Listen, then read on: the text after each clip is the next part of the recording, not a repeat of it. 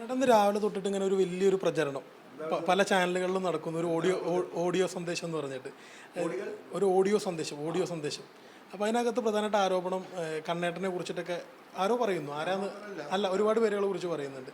അപ്പോൾ ഇത് കണ്ണേട്ടൻ എന്തായാലും പറയാം. ഇതിപ്പോൾ മാധ്യമങ്ങളിൽ അല്ലെങ്കിൽ ഈ ഓഡിയോ സന്ദേശമൊക്കെ ഇതിൻ്റെ തന്താര അല്ലെങ്കിൽ ആരതിൻ്റെ ആള് ഇവർ പറയുന്ന ആളുകളോട് നിങ്ങൾ പോയി ചോദിക്കുക എന്താണ് ഈ പറയുന്നതിന് അടിസ്ഥാനം എന്ന് ചോദിക്കുക. അപ്പോൾ ആരോപണ വിധേയനായി ഞാനില്ല എന്ന് പറഞ്ഞാൽ നിങ്ങൾ വിശ്വസിക്കുമോ?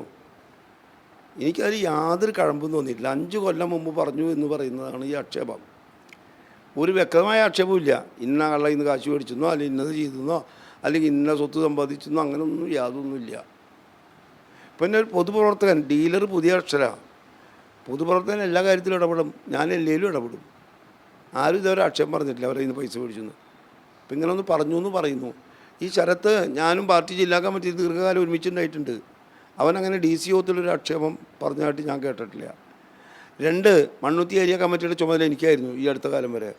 ആ ഏരിയ കമ്മിറ്റിയിലും അങ്ങനെ ഒരു ആക്ഷേപം ഉന്നയിക്കപ്പെട്ടിട്ടില്ല. പിന്നെന്താ ഞാൻ പറയാം? അടിസ്ഥാനരഹിതമായ ആരോപണങ്ങൾ അത് കുറച്ച് മാധ്യമങ്ങൾ ഏറ്റുപിടിച്ചിരിക്കുക.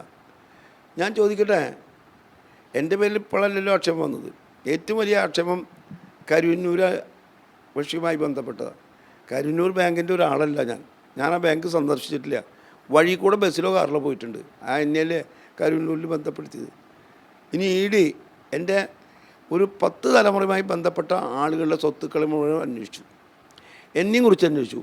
ഒരു നയാ പൈസ ആരോപണം EDക്ക് കണ്ടുപിടിക്കാൻ കഴിഞ്ഞിട്ടില്ല. ED ഇപ്പം ഞാൻ കേസിൽ പ്രതിയല്ല.